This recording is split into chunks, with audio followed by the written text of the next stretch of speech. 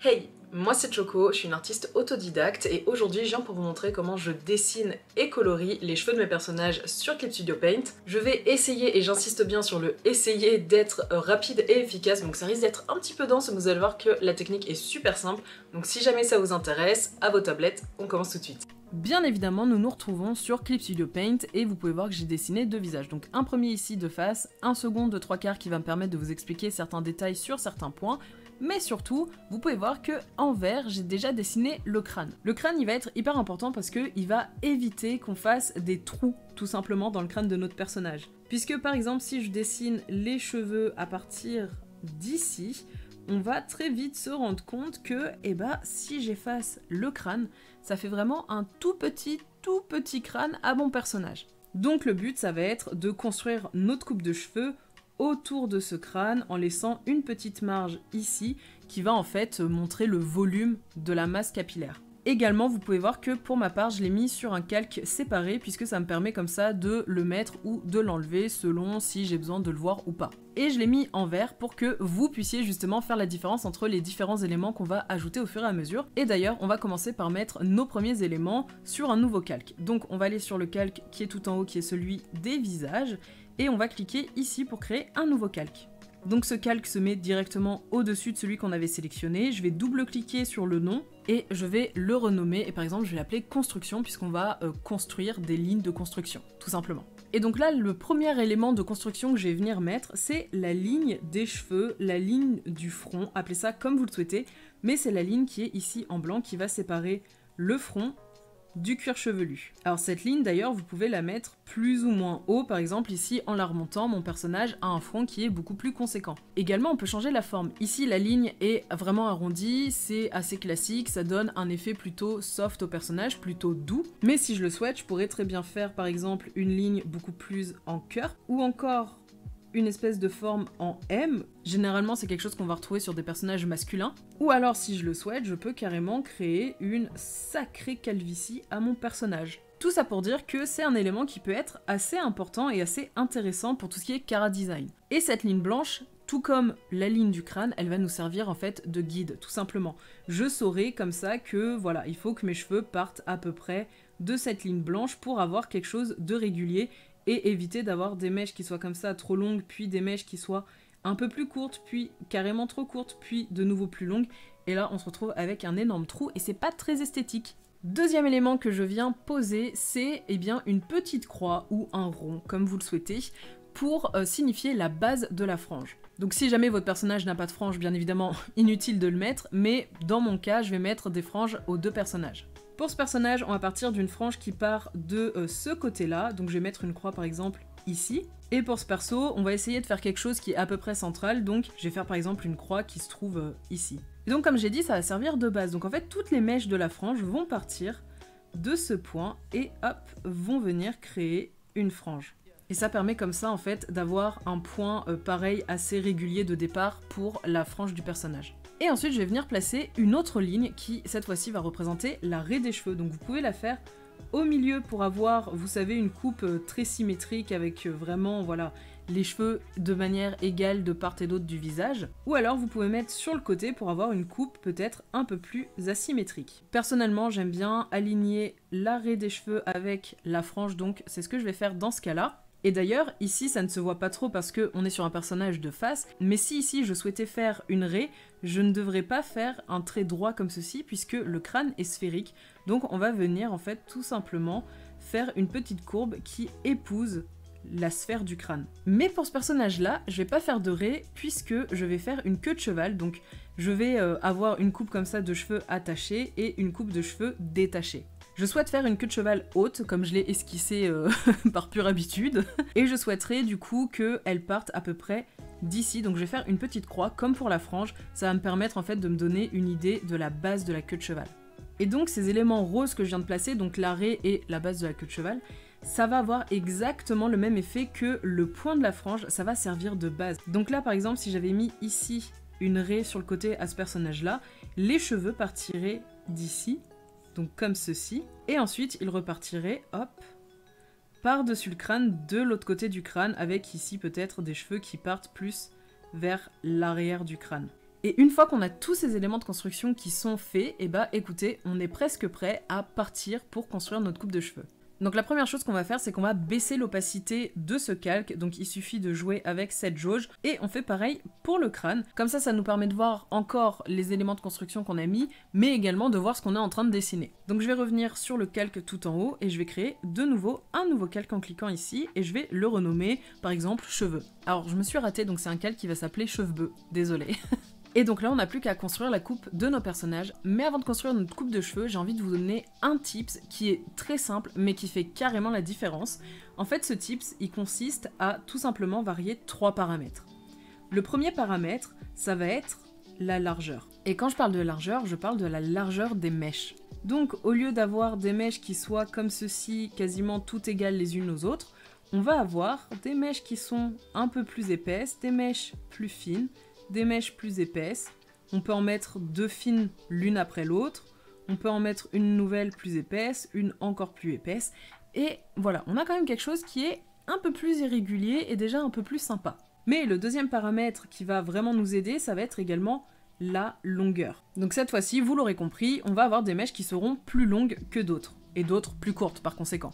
Le but étant bien évidemment de toujours jouer sur la largeur des mèches. Donc par exemple ici, on va avoir une mèche relativement longue, relativement épaisse, avec une mèche ensuite plus fine et plus courte, une autre plus fine mais plus longue. On peut en faire une ici par exemple un peu plus épaisse qui touche celle d'avant, et on peut faire comme ça vraiment quelque chose de déjà beaucoup plus sympa. Et on peut voir d'ailleurs que j'ai déjà un peu anticipé le troisième point, puisque le troisième point, ça va être l'orientation des mèches de cheveux. Puisque, comme vous pouvez le voir, ici, toutes les mèches vont dans le même sens. Elles ont à peu près toutes un angle comme celui-ci. Or, ici, j'ai déjà commencé à changer ça avec ici une mèche qui va comme ça, et là, une mèche qui va comme ça. Et ça fait vraiment la différence. On voit carrément la différence. Donc ça, c'est en ne changeant aucun paramètre, et ça, c'est en changeant à la fois la largeur, la longueur et l'orientation des mèches. Et on peut voir que ça, c'est déjà beaucoup plus sympa. Et donc une fois qu'on a en tête ces paramètres-là et également les éléments de construction, on n'a plus qu'à partir de la frange pour créer une frange de manière très rapide. Et également, pour le reste de la coupe, on part de l'arrêt et hop, on suit la forme du crâne. Et là, on peut créer une coupe de manière très rapide. Ici, je vais faire une coupe plutôt courte. Et de ce côté-là, d'ailleurs, je ne l'ai pas dit, mais du coup, la frange, ici, on va faire quelque chose d'assez classique. D'ailleurs, on peut voir que même sur une frange droite, on peut jouer sur ces éléments-là. Et donc ici, ma frange est faite, mais du coup, pour les cheveux qui vont aller vers ce point ici qui représente la queue de cheval, d'ailleurs, je vais esquisser la queue de cheval, eh bien, les cheveux, ils vont partir de la ligne blanche qu'on a dessinée en tout premier, donc la ligne du front. Donc, par exemple, on va faire partir une mèche d'ici, et hop, on va imaginer qu'elle passe derrière le crâne pour revenir vers ce point-là. Bon, là c'est très brouillon, donc je vous propose que je mette tout ça au propre et on se retrouve pour la colo. Et donc voilà, le line est réalisé, comme vous pouvez le voir, c'est assez simple. Le seul truc qui change, c'est que j'ai mis quand même pas mal de petits traits comme ça qui en fait représentent la texture de la chevelure. Ça peut faire un peu chargé, un peu encombré, mais vous inquiétez pas, quand on va commencer à faire la colo, à mettre des ondes de la lumière, vous allez voir que ça va se fondre dans le tout et ça sera un peu moins choquant. Là, je vais commencer par faire du rangement puisque je vais avoir quand même pas mal de calques. Donc, je vais créer des dossiers en cliquant juste ici. Donc, je vais créer un dossier, par exemple, pour mon ancrage dans lequel je vais venir comme ça simplement glisser mes calques qui concernent l'ancrage. Et donc là, ça va être pratique comme ça. J'ai mes calques qui concernent l'ancrage dans ce dossier. Et je peux ouvrir, fermer, donc ça me fait gagner de la place. Mais aussi, je vais pouvoir le rendre invisible ou visible. Et je vais faire pareil pour mes calques de colo. Dans ce dossier colo, je vais créer un nouveau dossier qui va concerner en fait les calques des cheveux. Et là, je vais pouvoir créer un nouveau calque qui va directement se mettre dans ce dossier-là. Et c'est sur ce dossier-là que je vais mettre la base de couleur des cheveux de mes personnages. Et pour faire assez rapidement notre aplat, notre base, on va aller dans Remplir et on va choisir l'outil Entourer et Remplir. Et vous allez voir qu'en fait, ça fait comme un lasso. Et hop, ça se remplit à chaque fois que ça se referme.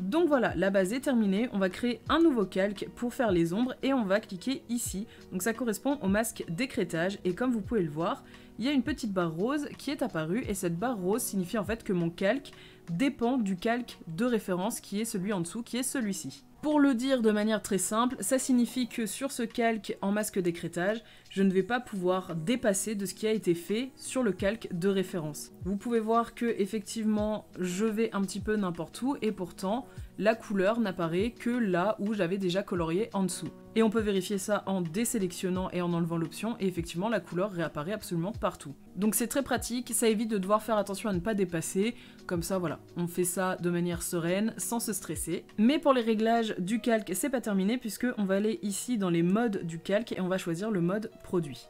Et là ça y est, on va pouvoir commencer.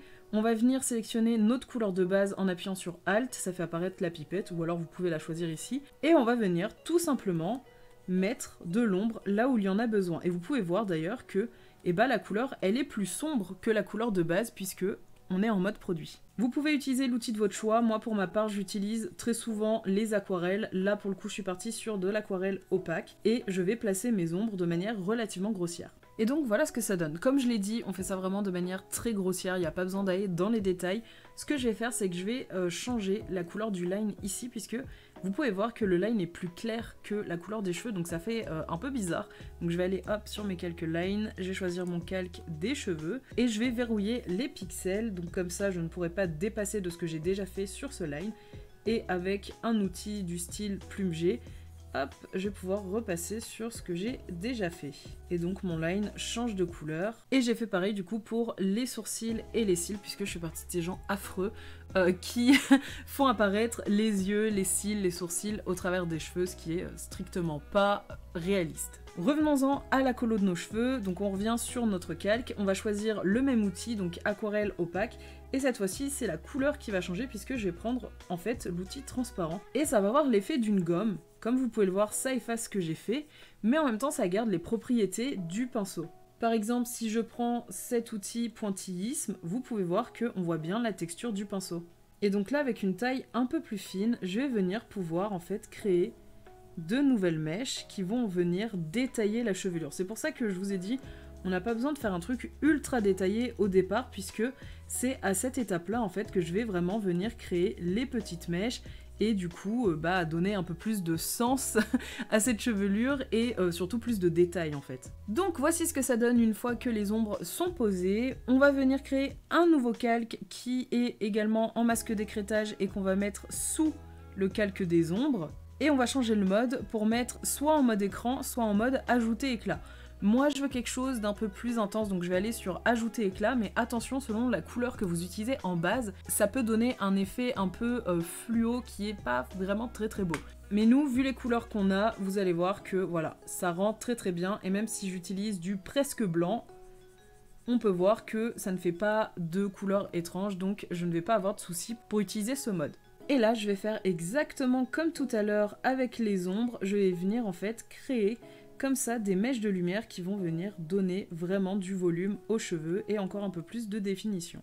Et pareil, si parfois j'ai envie, je peux aller sur la couleur transparente et venir redétailler un peu plus les mèches, soit en les séparant un peu plus, en les rendant plus fines. Bref, à vous de voir. Et si je le souhaite, je peux faire comme là, rajouter encore plus d'éclat de lumière avec cette fois-ci du blanc, donc toujours avec l'outil aquarelle opaque.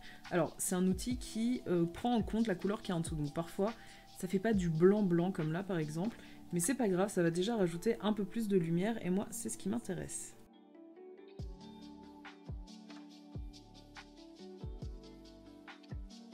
Et voilà ce que ça donne. Alors je suis pas du tout satisfaite de la couleur des cheveux qu'on a ici, donc je vais sélectionner ce perso puisque j'ai tout fait sur le même calque, bien évidemment. Et pour changer la couleur, il y a plusieurs méthodes, mais vraiment la plus simple, ça va être d'aller dans édition, correction de teinte et teinte, saturation, luminosité. Et là on a plusieurs paramètres qui nous permettent de changer la couleur des cheveux, d'ailleurs j'aime bien celle-ci. Et d'ailleurs vous pouvez voir que également les ombres et les lumières changent en fonction de la couleur de base, puisque on avait mis en mode produit et en mode ajouter éclat je crois. Et donc ce sont des modes qui dépendent de la base de couleur qu'on a. Et d'ailleurs si jamais je souhaite changer les ombres et par exemple les rendre peut-être d'une autre couleur ou alors un peu plus saturées ou un peu plus foncées, je peux jouer ici sur les paramètres que j'ai.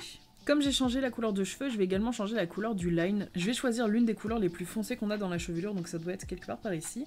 ici, je vais venir l'assombrir encore un petit peu et je n'ai plus qu'à changer la couleur du line. C'est d'ailleurs l'une des raisons pour lesquelles j'aime beaucoup faire mes ancrages sur différents calques. Ça me permet comme ça justement de pouvoir changer les couleurs, par exemple des cheveux sans trop que ça gêne sur la peau. Par exemple, je vois qu'ici ça dépasse, donc hop, j'ai juste à effacer et c'est fini. Pareil pour ici.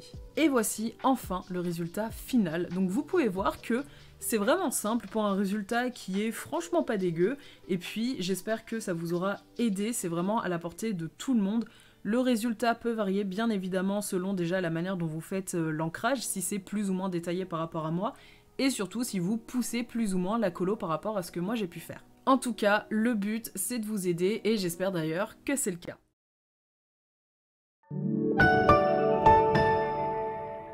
Clip Studio Paint.